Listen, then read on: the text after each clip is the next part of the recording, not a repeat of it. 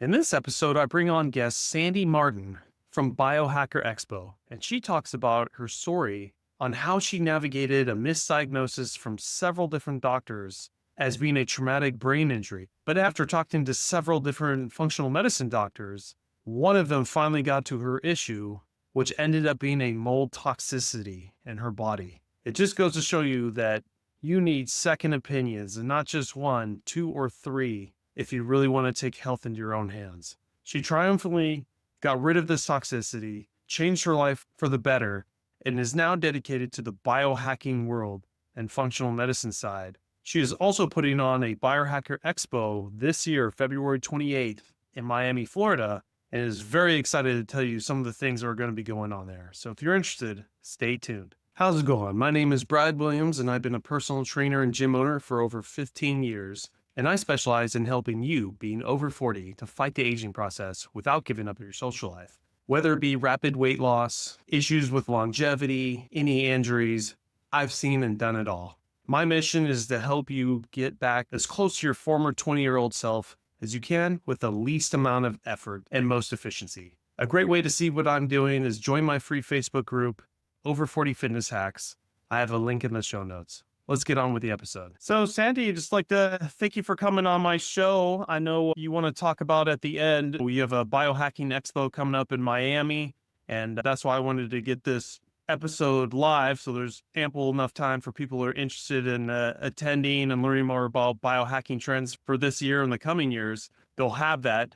But as my audience knows, when we get a new guest, we always like to get to know you first, hear your story, how you got even into all this biohacking space, and then start playing around with some questions on what's working now for biohacking, and then what's some of the cool stuff coming out in the next couple of years. So I'll let you take us away. All right, great. Thanks so much for having me. I'm really grateful to have the opportunity to speak with your audience. I think the more chances we get to share stories with more people, the greater the likelihood that someone is going to stand up for themselves when they're challenged by a doctor. And I think that's coming out more and more these days. And that's pretty pivotal to my story. Yeah, that's my whole show is why I started this podcast. Perfect. So I got sick in October of 2020 with confusion and symptoms of depression. And there were so many things it could have been, but deep inside myself, I knew it wasn't those things. So I was 45 at the time and getting some brain fog and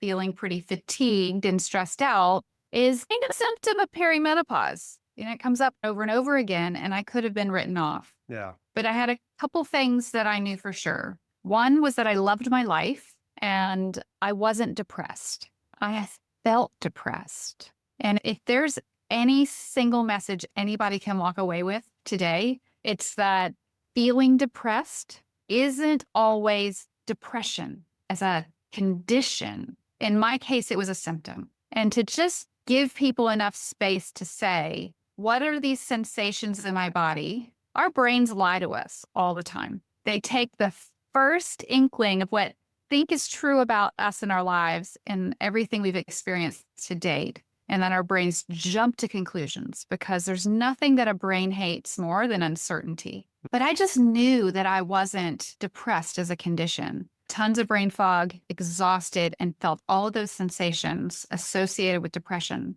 and frustrated with myself because I was losing my identity with the brain fog. Everything I knew to be me was falling apart. And I didn't know what was causing it, but I started to get really curious. I took a couple days off and started to watch some YouTube videos and discover if it was even possible that other people felt the same way I did. And it's because of conversations like this that I was introduced to the concept of functional medicine. And I learned the word in the first 2 weeks. Like I'm sure I heard it in high school biology, but it didn't stick with me. And I learned about it in the concept of being healthy as an adult. And so there I was getting more and more confused. I was struggling to put sentences together. Anything sequential was a challenge. I couldn't work through a to-do list. And I had just taken a live events company, a Comic-Con with 50,000 attendees, and converted it to virtual the month prior. We launched the largest celebrity meet and greet business in the world in 2020. Wow. And then a month later, I couldn't run reports on the system I had myself built. And so I knew it was a problem. I knew that it wasn't aging, right? Like we don't age in the course of 2 weeks. It's longer. But I think that the message is also, even though it hit me quickly, a lot of people these symptoms drip over time, starting in our 40s. And then people are inclined to call it aging when it truly is inflammation for a lot of people. So I just kept investigating and trying to figure out what was wrong with me. And I tried things to feel better. This is when I started biohacking. So I tried the V-Light helmet to put light in my brain to boost my brain function. I bought a hyperbaric oxygen chamber because I was desperate. I was misdiagnosed with a TBI. That doctor wanted me to take a stroke drug to open up the blood vessels in my brain off label because he had it work for so many clients. But he misdiagnosed me with a TBI, traumatic brain injury. And the reason why he was able to jump to that conclusion was because the SPECT scan that they gave me was administered wrong. I had to do so much research to figure all this out. But I was meditating with my eyes closed. So the vision center is in the back of the head. And when you meditate, your frontal lobe gets quiet.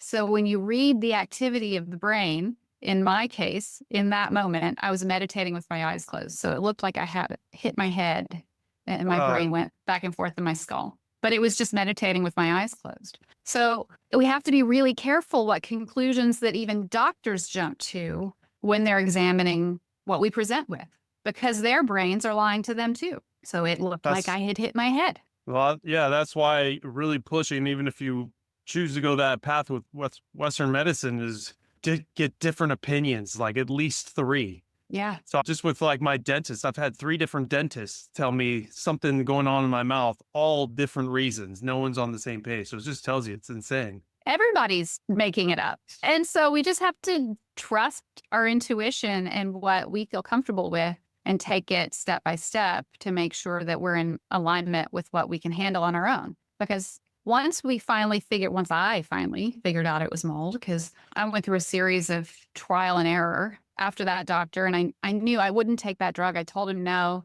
He and my husband tried to convince me that I should do anything I could to get better. And I was like, I'm just not doing that. At one point, someone thought it could be arsenic poisoning, and they thought it was from my Chinese grown organic vegetables or from like just crazy things. And so I got an at-home heavy metals test, but I took activated charcoal the night before and I ate a crab cake 36 hours prior.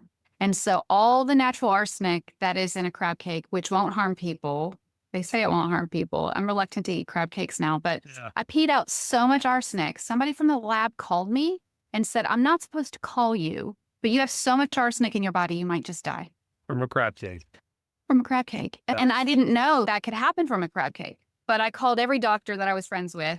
They helped me figure it out. And one really sensible doctor, my dermatologist, he was like, sometimes that's crab. Did you have crab recently? And I did.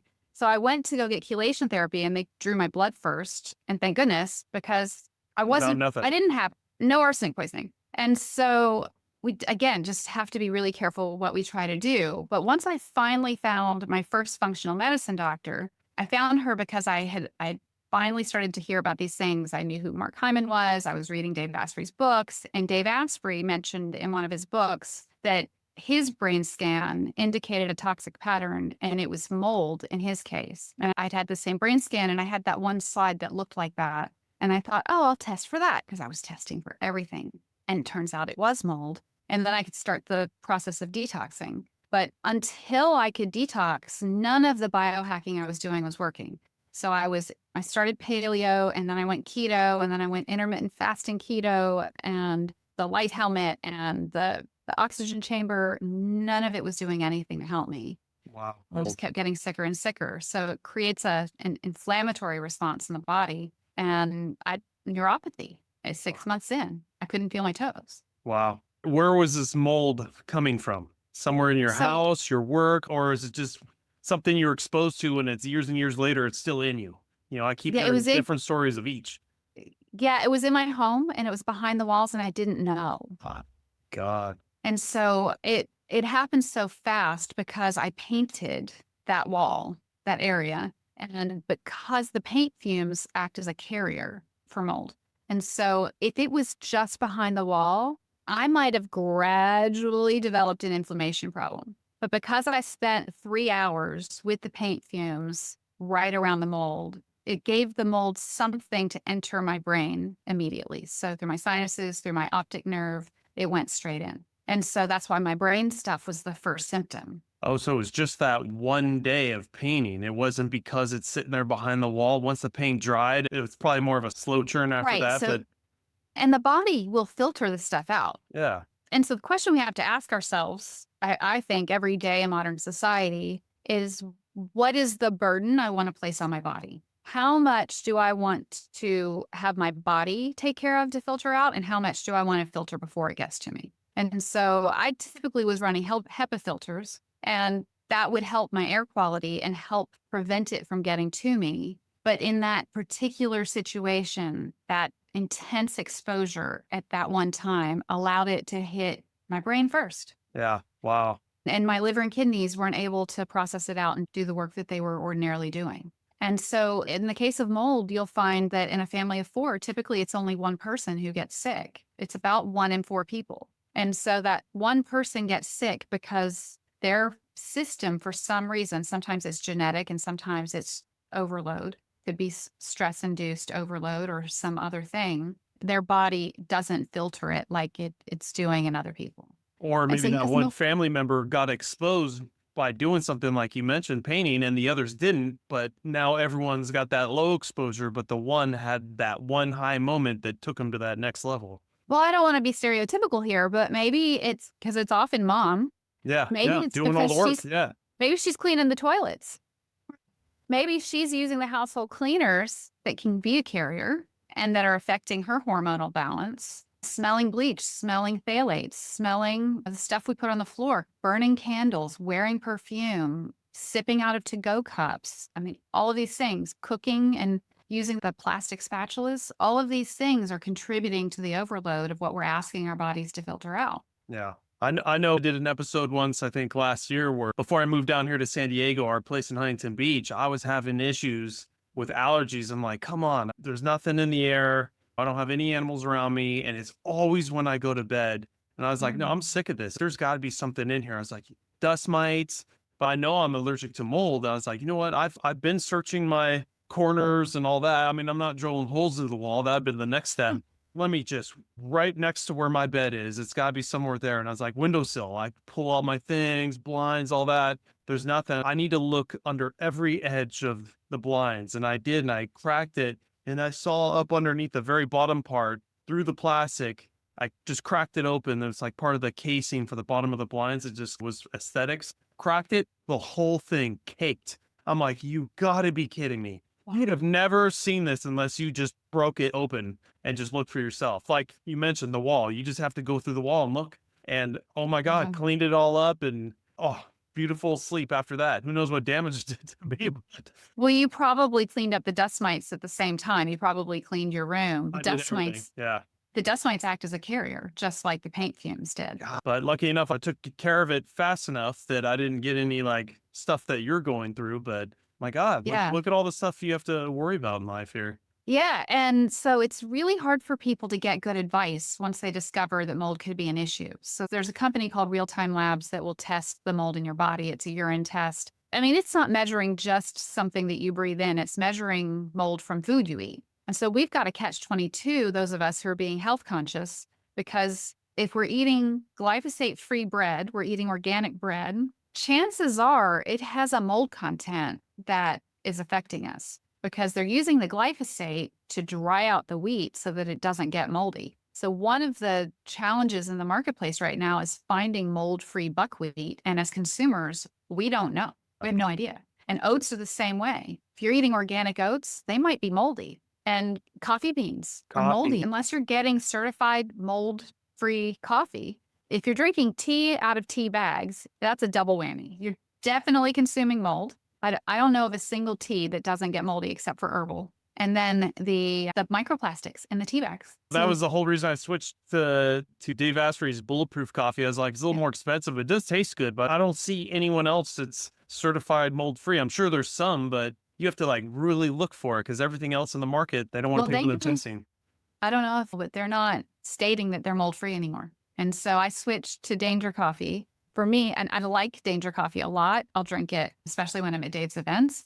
but it's a little acidic for me. And so I also drink Natural Source, which is a Yeah. clean, mold-free. I think I was doing Danger Coffee, getting the beans and all that, and I was like, "Oh, this is just such a mess doing this." As I started getting the K cups, and I think it's plastic, right? Yeah, it's full of microplastic. Yeah, You got to go back. Go back to the Danger make Coffee. Less dangerous. make self. You have Okay. to make it in a French press that's completely stainless steel or Mhm. something similar, because forget the old Coffee Mate guy. I loved that machine. That's just pure plastic. And then my first French press had a plastic lid. And my mom was like, yeah, but that's got plastic on it, Sandy. Like, oh, Yeah. okay. Yeah, and then my other one, my main water source back in Huntington Beach, I got sold from a guy on a podcast talking about getting mineralized water. It's so much more beneficial for you, magnesium, calcium, potassium, which we're all super deficient in. So I started cleaning that up and making sure it was in glass.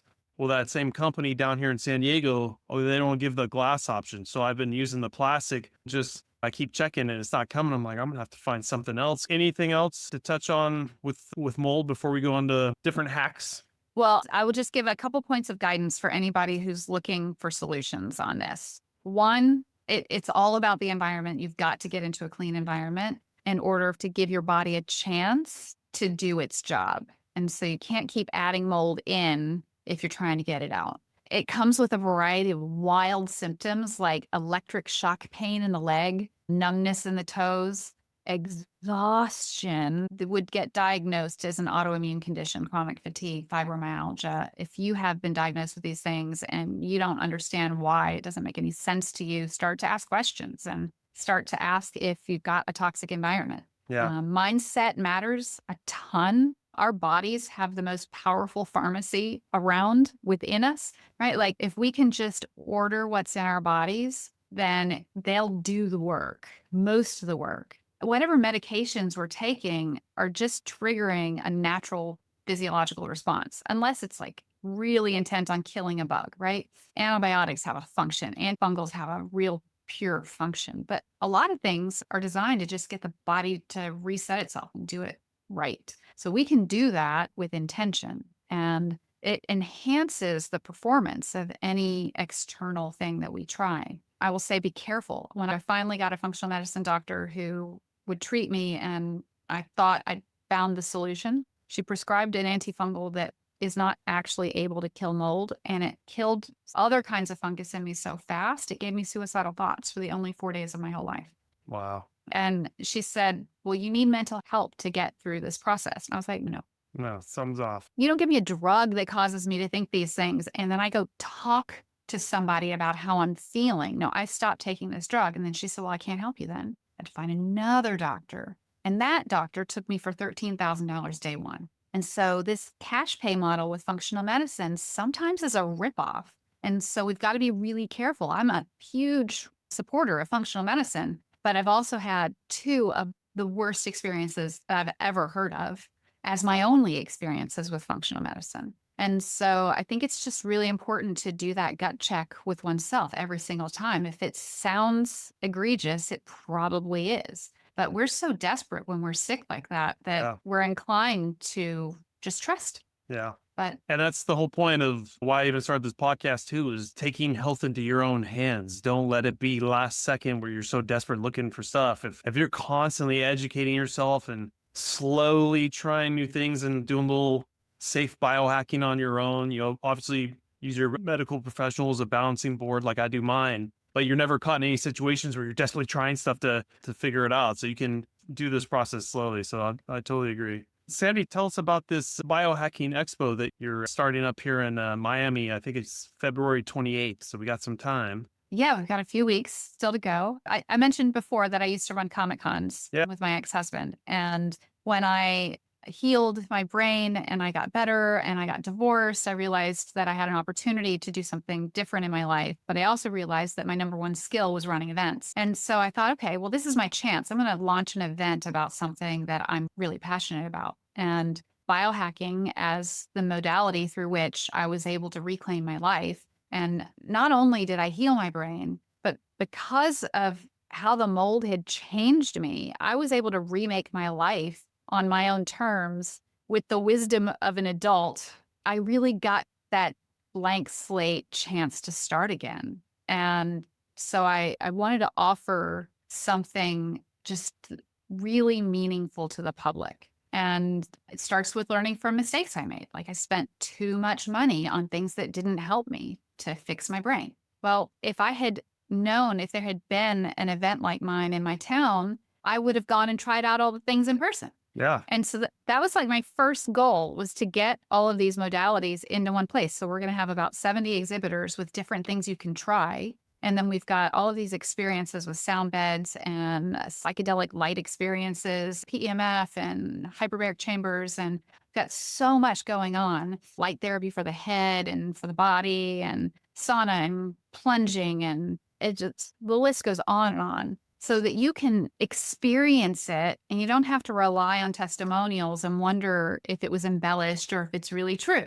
And so that's the real benefit of showing up in person. But we've also got 2 stages that will be live streamed, the main stage and the education stage. And so people can watch from home, and then the recordings are available as well, because obviously you can't watch 2 stages at the same time. Yeah. Is that a price for that too? If you can't make the event for live stream, that might be a little Yeah. dear too for a lot of people. Yeah. It's the general admission ticket, Oh, grants cool. access to both. Okay. Yeah, and even when you show up in person, you're not gonna catch everything all at the same time. So don't worry if you're gonna miss a talk, because you can catch it Then you can later. catch it later. Cool. Is this the first one of the biohacking that you're doing, or how many of these have you done? How long has this been going on? This is our second one, and the first one was last February. We had 1,600 attendees, 70 exhibitors. We had 70 speakers last year. This year, it's 2 days instead of 3, and so we're gonna do about 50 speakers, 70 exhibitors, and have a big Wow. gathering. I think that the people who benefit the most from something like this are the ones who just got a little healthier. Like they just figured out how to overcome something that was challenging them, but they're not fully there, because that person has the most to gain. And beyond that, I think anyone who's a health coach or a practitioner who's trying to help people feel better, there's going to be so many ideas and techniques and solutions in the room that it will just really open anyone's mind to what's possible. Yeah. No, I think that's great. And it's nothing like when you actually go to one of these things, see how eye-opening it is, how much information is pushed into that short amount of days. And you can't see everything when you go to those. So you gravitate what's affecting you or what's more interesting to you. And I think people get so much out of it. But I love that it's live streamed later too, because if you really are into it, I want to see everything. I want to see every speaker. I want to learn everything I can. So And this year, we're asking all of our exhibitors to present what they're doing for animals. very So there's cool. a lot of biohacking stuff for pets out there, and they're not really presenting these things at other shows. So we're going to have a dog play zone. And if you're coming in from out of town, it might be difficult to bring a dog, but locals to Miami, bring your dog. We're going to have some fun. As long as your dog likes dogs, Yeah, as long as your dog likes crowds, we're going to have some fun with dogs in the building. very cool. Well, before we get into where we can find these tickets and website and everything, I want to just pick your brain real quick for any cool hacks or trends that are coming out in this expo or maybe in the next one that we haven't already talked about. Well, I did hear that, I don't know if the product is going to be out yet, but I heard that Mitolux has like a kennel looking thing for dogs that's red light. Very And so cool. for animals, not just dogs. But so that's coming out, of red light specifically for your pet. And so I know it's coming out this year. I don't know if it will be at the event or not, but we're definitely going to showcase red light for animals. There's so many ways we can do that with our pets. And then as far as trends go, my opinion is that everything's moving towards the home. So Okay. right now, some of the things are so expensive, we have to go to clinics to get the therapies. Like a PEMF machine is not accessible to consumers. I don't have one. I'm a biohacker who likes to invest in gadgets and stuff, but I don't have one. They're really pricey. Yeah. Or So hyperbaric I chamber, go to a same clinic. thing. It is, but I feel like, because I had to choose, right? The difference between a chamber and PEMF is that there are a lot of studies coming out showing the benefits of oxygen in reducing cancer risk. And I think that's one of the biggest threats right now to our health. So if we can lower our sugar levels and raise our O2, Mhm. that combination is really preventative of cancer. And so even if somebody got like a portable oxygen tank and they use it periodically, that's a Get more some benefits. affordable way. Yeah, it's not as good as compressing the oxygen, getting in the cells like a chamber will do, but better than just breathing 19% oxygen if someone's trying to boost that in their bodies. Yeah. We should just breathe better, right? Yeah. That's the So other part. I think like the future is the past. The future is ancient. We've got to get intentional about our breath. Imagine you only have so many breaths in a life. Conserve them. Breathe in for a longer time and out. That reduce the cycles, reduce the time that you breathe. I think Yeah. that's one of the best pieces of advice anybody can give. And For clean me, that air up too while you're at it. that's right. Clean air and breathe it in slowly. Definitely exhale slowly because that brings down all of the nervousness in our bodies is the long exhale. I do this with chanting. And so if I can affect your audience's health in 3 minutes a day, it's to own chant. Breathe in for 6 seconds, out for 6 seconds, 3 minutes a day will change your life. Wow. That's an easy free one right there. Well, cool. Sandy, how can people get a hold of you? Social media, website, and especially for the expo too. Take us through that. It's all biohackerexpo.com or at Biohacker Expo. Easy peasy. Oh, perfect. And my audience knows I'll put those all in the show links anyways. They can just click on it. It's February 28th is when it starts. And you mentioned it was 2 days, right? In Miami. That's right. Yes. Very February cool. 28th and March 1st at the Miami Airport Convention Center. Awesome. And then for the next one, are you got that set up yet? Or is it in plans of where at least you're going to be doing it? Or We're trying to figure out where. I love the Miami market. If the dog thing is as big a hit as I think it's going to be, then we're going to stay in that building because I think it's really dog friendly. But a lot of people are asking for something a little more upscale. So we're exploring that possibility too. okay. I'm going to put my vote in right now for Vegas. So pretty much that counts. So very cool. I'm definitely going to get the ticket to watch all the live streams for sure too. So I definitely want to be a part of this. Sandy, thanks so much for coming on and Thank you, what you've Brad. been doing. Thanks so much.